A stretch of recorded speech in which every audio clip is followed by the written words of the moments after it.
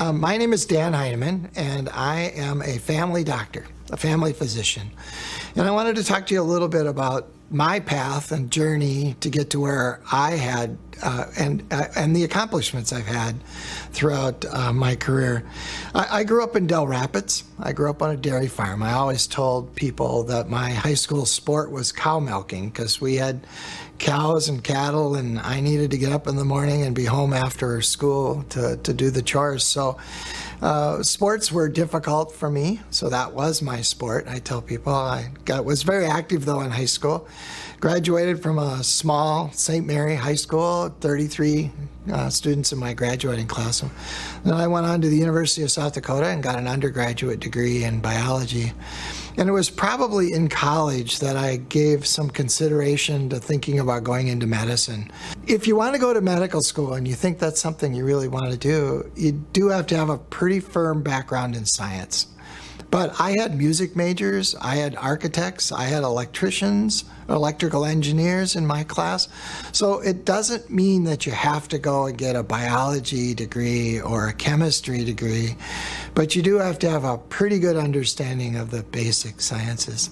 So then I finished medical school, and I always told my friends who'd already been in the workforce for about 5 years when I finished medical school, that I had the most education you could have and still not be able to do much of anything. Because in order to practice medicine, you have to become licensed. And in order to be licensed, you have to complete what's called a residency. And so I did my family medicine residency here in Sioux Falls at the Center for Family Medicine. It was 3 years of kind of on-the-job training, if you will. And so I finished med school, went on into residency, finished residency, and elected to start a brand new practice in community of Canton, about 15 miles south of Sioux Falls, which now has been my home for 36 and a half years. And it's the place where I've lived the longest, if you will. My partner and I started a brand new practice, and in family medicine, and the family medicine was the love of my career choices. I mean, I couldn't find a better one. When I went through medical school for a while, I thought, when I was in surgery, I wanted to do surgery. When I was in obstetrics, I wanted to deliver babies. When I was in pediatrics, I wanted to take care of children. Well, in family medicine, I got to do all of that. I got to deliver babies. One of my favorite stories from practice was a Christmas morning. I wasn't on call that Christmas, but one of my patients who was going to have twins went into labor Christmas Eve, and we kind of put her in the local hospital hoping she'd stop going into labor because she was about 5 weeks early.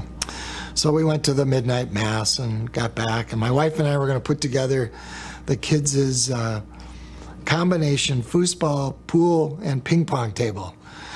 A lot of assembly was going to be required. So we were going to start that, and 5 minutes into that, I get a call from the hospital that my patient was going into labor. So I rode with her to Sioux Falls in the ambulance and got to participate in the birth of 2 beautiful little girls on Christmas morning. Came home exhausted to find my wife still working on the foosball table. Needless to say, we got it put together before the kids got up, but it was a nap for us most of the day on Christmas Day. But that's the fun part of being a physician. But I also remember a Christmas morning that I was on call, and I got a call at 9 o'clock in the morning from the hospital that one of my patients was presenting by the ambulance in a cardiac arrest. And by 9:30, somebody I'd taken care of for about 10 years had passed away. And so you can see that in medicine, and in like many specialties in medicine, but especially family medicine, you have tremendous joyful experiences, and you can have tremendous impactful, almost sorrowful, not necessarily sorrowful, but they hurt. You get attached to the people that you take care of. I went to a small town, and I want to tell you that I think one of the best places to practice medicine is a small town. Now, I don't consider Sioux Falls a huge city. It's bigger than Canton, but you get to know the people that you take care of, and you're taking care of your community. And that's what was really very appealing for me. And it was something I did and loved for 20 years. And then in 2001, I've always been very active in organized medicine, and I had been on some national boards of directors and of some national organizations. And in 2004, it wasn't that I was getting tired of practice, but I wanted another challenge. I wanted to try something different. I was used to impacting patients one patient at a time and impacting their lives one person at a time. And I saw through some of the work that I was doing nationally how you could have an impact with larger numbers and larger scale. And it was becoming very apparent with our healthcare system in this country that we needed some change. I'd seen what that change needed to be in my day-to-day work, and I wanted an opportunity to see if I could do that on a larger scale by working in an administrative position, maybe as a medical officer, working in advocacy, legislative events, and things of that nature. So I took the leap and was given a position at Sanford Health. At that time, I was Sioux Valley, or a health system here in South Dakota.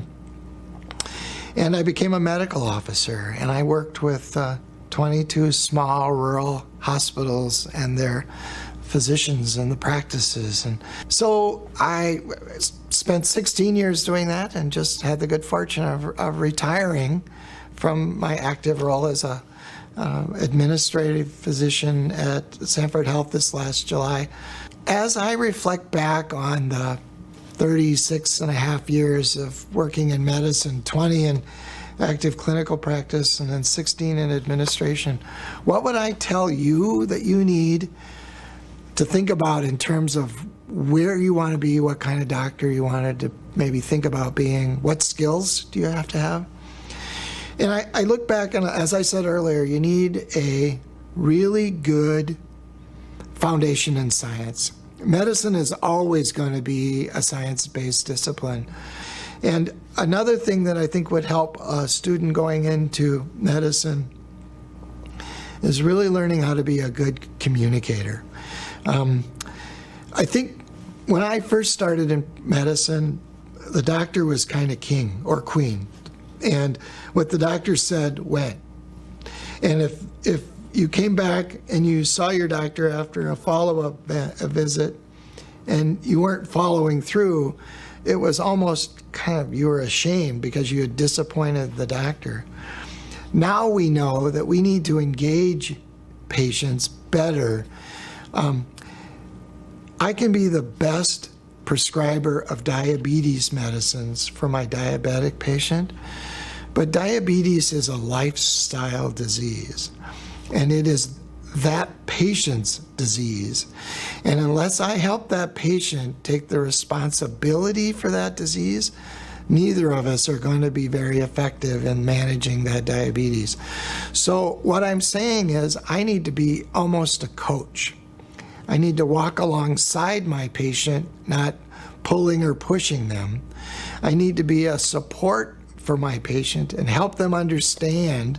So communicating the importance of that is really critical in becoming an effective physician, regardless of what specialty you're in. People will tell their doctor things they might not even tell their spouse.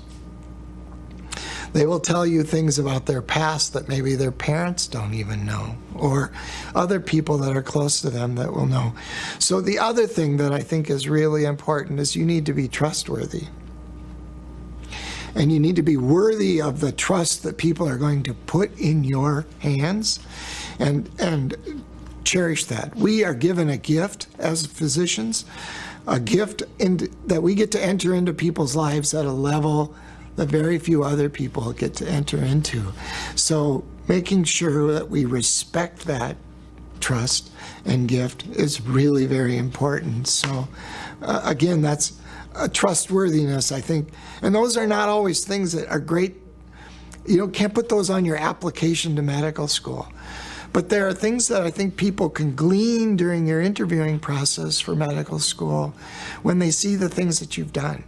Maybe you've worked as a nurse's aide in a nursing home. You volunteered at a senior center. You led a children's toy drive. You were a big brother or big sister to a student who is struggling in your schools, or worked at a homeless shelter or a food pantry. Those, I think, are things now that the folks interviewing for people going into medical school look for. And those are things that I always suggest. I just had a conversation with one of my neighbors last week. He's thinking about going to medical school, and he's worried about the money, and he was worried about the smarts, and he was worried about the length of time. And I said, "What's in your heart?" And he said, "Well, I really like working with people. You'll make it. It'll go really fast, and you'll figure out a way to pay for it when it's all said and done." So I have had some wonderful experiences, both in my work and in my work with Junior Achievement. And I want to continue to provide so much time as I can, and kind of maybe give some guidance to the next generation. Because the people that are out there, the young people that are there, the doctors of the future are going to take care of me, and I want to make sure they're the right kind of people.